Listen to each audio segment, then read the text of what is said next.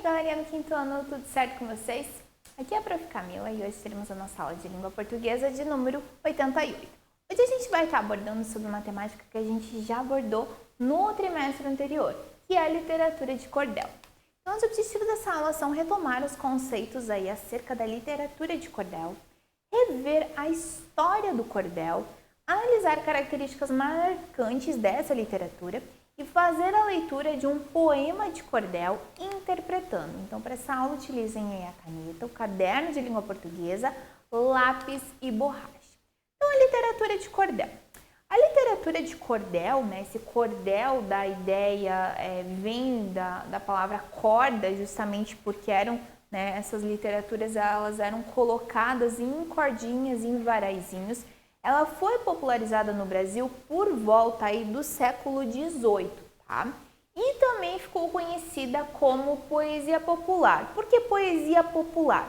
Porque ela contava sobre folclore, sobre a cultura de uma região de um modo bastante simples, tá?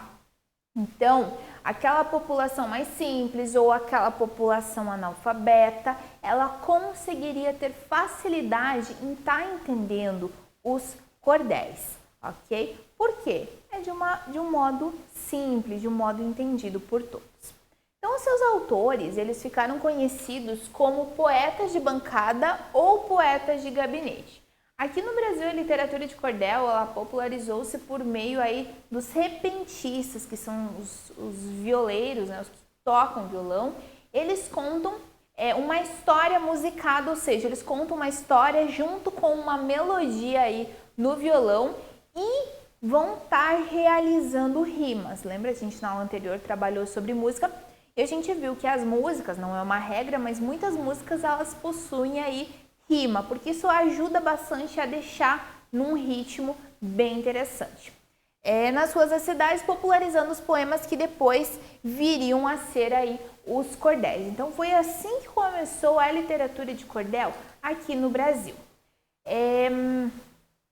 Mas se tratando aí de antes do Brasil, tá? Ela não se originou no Brasil, ela veio para o Brasil. Ela começou exatamente no mundo, ela iniciou lá em Portugal, com os trovadores medievais. Os trovadores medievais, eles eram poetas que cantavam poemas ali no século XII, século XIII, tá? Por volta de 1300, 1400 anos, ok? Então, eles cantavam poemas. Então, a gente faz leitura de um poema, mas no modo cantado, ele é um modo ainda mais rítmico.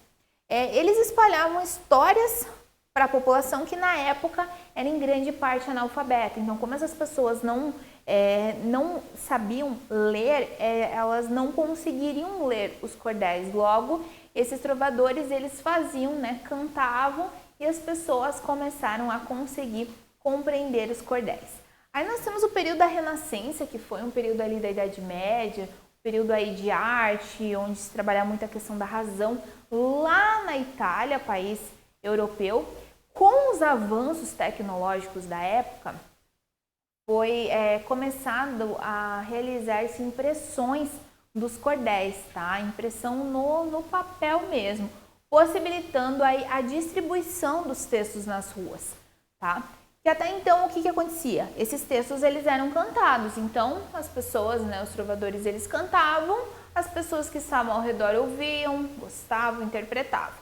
Mas aqui o que acontece? Muito mais pessoas poderiam ter acesso a esses cordéis, justamente por quê? Porque eles vão estar sendo aí impressos e distribuídos para a população. Essas pequenas impressões de poemas rimados que eram apresentadas e penduradas em cordas, elas chegaram aí no Nordeste brasileiro, que a gente já abordou, junto aí com quem? Com os colonizadores portugueses, tá? E isso deu origem aí à literatura de cordel no Brasil. Ela é bastante popular. Aqui no Sul a gente vê bem pouco o cordel, mas nos estados, principalmente lá do Nordeste, citei alguns aqui, Pernambuco, Ceará, Paraíba, Bahia e Rio Grande do Norte, ela é bastante popular. E como que é a linguagem no cordel? Então, a linguagem ela é mais informal, tá? tá? Não é uma linguagem científica, formalizada. Ela é mais informal, inclusive às vezes tem palavras escritas de um modo até um pouco distorcido, ok? Justamente para dar um teor um pouquinho mais engraçado às vezes. Utiliza o humor, a ironia. O que é ironia? Quando eu falo uma coisa querendo falar exatamente o contrário. O sarcasmo seria um tipo de ironia onde ocorre o deboche por outra pessoa, né, por alguma coisa. Então, se é debochado, então a pessoa usa uma linguagem mais sarcástica. Os temas são diversos, né, tratam aí sobre folclore brasileiro, religião também, política, alguns episódios históricos, né, que marcaram a época, a realidade social, né, a cultura em si vai estar sendo abordada nos cordéis. E a presença de rimas, métrica e oralidade, né? Então eles são feitos justamente para serem cantados, para serem ditos, não apenas lidos. As rimas e a métrica é o que? Eu consegui deixar o meu poema mais retinho, eu vou ter versos com o mesmo tamanho. Algumas características marcantes, então, a métrica fixa e rimas que fazem a musicalidade dos versos, né? Então, ele tem todo um ritmo, porque a métrica fixa é relevante para o folclore, visto que os cordéis tratam de costumes locais, fortalecendo a cultura de uma região. Então, por que para o folclore? Porque o folclore ele vai estar trazendo a cultura. Nos cordéis, essa cultura ela é bastante evidente, logo ele vai fortalecer, vai intensificar essa cultura. Tem a presença das estilogravuras, que são aquelas gravuras também em madeira, que a gente já abordou no trimestre anterior, que vão estar ilustrando aí as páginas dos poemas. Galerinha, eu trouxe para vocês aqui um textinho de um livro de quarto ano, de um livro didático de quarto ano, para a gente estar fazendo aí a leitura sobre ditados populares. Então, aqui nesse poema, a gente vai estar conseguindo perceber a presença do cordel. Então, vamos fazer a leitura. É só uma questão de estar sublinhado ou de estar em destaque algumas palavras, não tem relevância aqui para o nosso estudo, apenas são respostas que compreendem ali o livro didático. Tá? Então, sou brincalhão de palavras. Com essa literatura dos ditados populares, eu tenho desenvoltura. Água mole em pedra dura, tanto bate até que fura. Vou contar outro ditado, no meu verso mais louco. Atenção, pessoal, quero ouvir refrão de troco. Que a alegria do pobre sempre dura muito pouco. Olha os ditados populares que a gente está observando aqui. Outro dito popular, onde afirmo que sei, sendo da boca do povo, todo dito já é lei. Em terra onde vive cego, quem tem olho é rei. Outro dito que já sei, pois a versão não atrasa, faço o ditado em cordel, para a rima que já dou asa, que falando em roupa suja, essa só se lava em casa. No universo dos ditados, juro que estou gostando, mando outro para o público responder ao meu comando. Mais vale ter um na mão do que eu ter dois voando. Outro provérbio do povo, o poeta adianta. Se hoje me encontro triste, atiço minha garganta. E o povo comigo, quem canta os males espanta. No mundo dos pensamentos, uma ideia me inflama. Mas alguém é mais esperto, leva para si o programa. Papagaio come milho, periquito leva a fama. Quero ouvir lindo refrão desse meu povo querido. Esse dito vai e vem e vai é só o seu sentido, pois quem com ferro fere, com ferro é ferido. Para a plateia presente, brinco com os meus cordéis. Já ouvi da minha mãe e apresento os papéis. Me digas com quem tu andas e eu te direi quem és. Esse aqui é engraçado, subo já nesse degrau.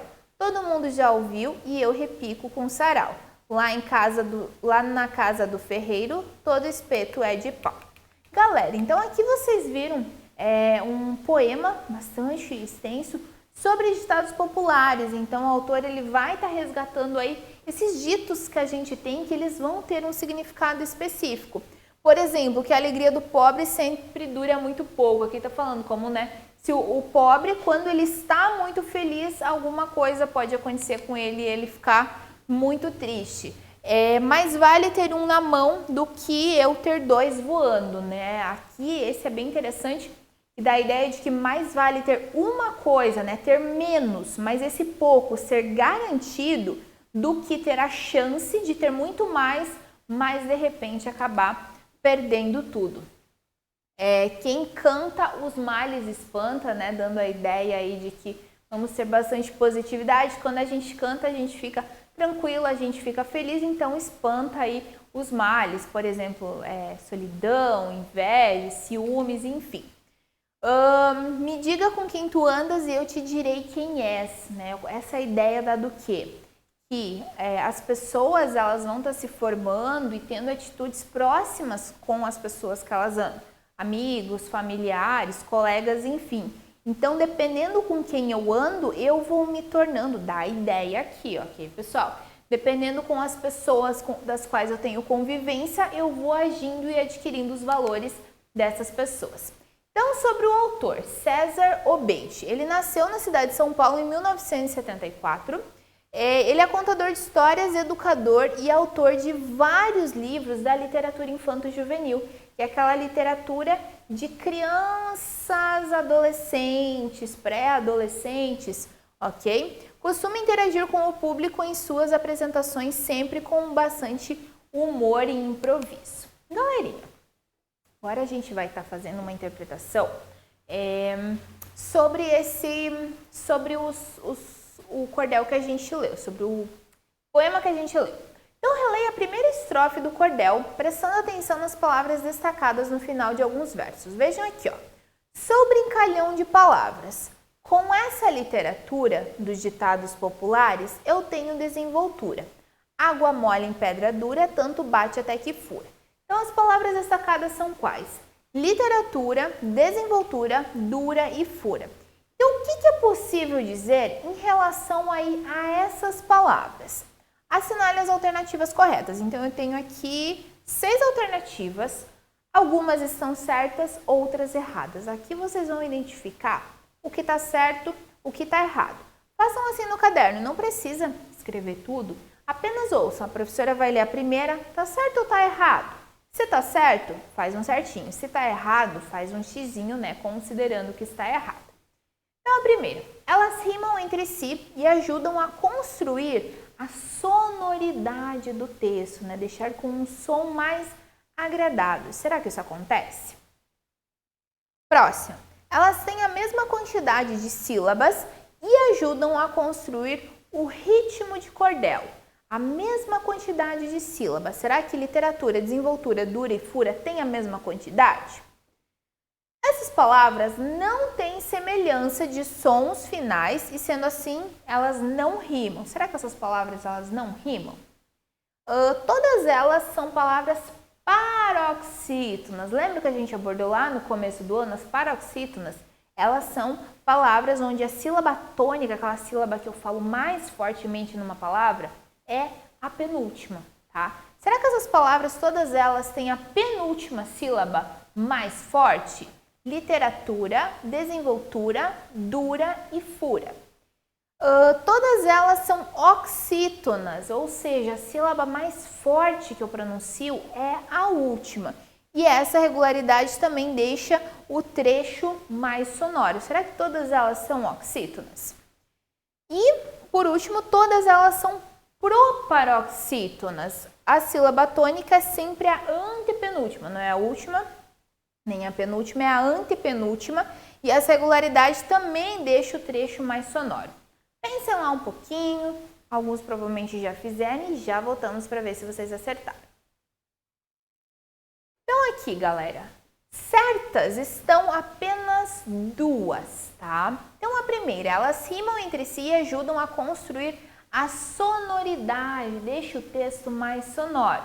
Tá certinho, realmente, elas deixam, a gente consegue ler num ritmo melhor. Elas têm a mesma quantidade de sílabas? Não, porque ó, literatura e desenvoltura são palavras bem maiores e dura e fura são bem menores. Tá? Por exemplo, literatura, 5, literatura. 5 sílabas, enquanto que fura tem apenas 2, então com certeza não é. Essas palavras não têm semelhança nos sons finais, tá errado, elas têm semelhança sim, ó. Tura, tura, ura, dura e fura, tem semelhança no ura ali no final. Todas elas são paroxítonas, sim, todas elas são. Olha lá, se a gente for analisar. Literatura, desenvoltura,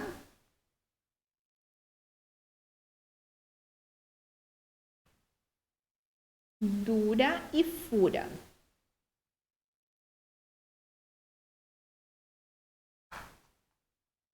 Então, literatura, o tu é a sílaba mais forte, penúltima. Desenvoltura, também é a penúltima sílaba mais forte. Dura, o du é a sílaba mais forte, fura, o fu. Então, a gente nota, todas elas têm o quê? A penúltima sílaba mais forte. Isso ajuda bastante a construir a sonoridade. Porque tem muitas palavras que elas possuem. Elas rimam em si, né? Tem o final igual, mas em algumas a sílaba tônica é diferente das outras. Aí não fica tão rítmico assim. Então, as demais questões estão erradas, porque a gente já concluiu que todas são paroxítonas, então, claro, elas não são oxítonas e nem proparoxítonas. Galerinha, então vocês concluíram aí essa lição. Nesse momento, vocês vão estar realizando aí algumas atividades propostas sobre a literatura de cordel. Até a próxima aula e bons estudos!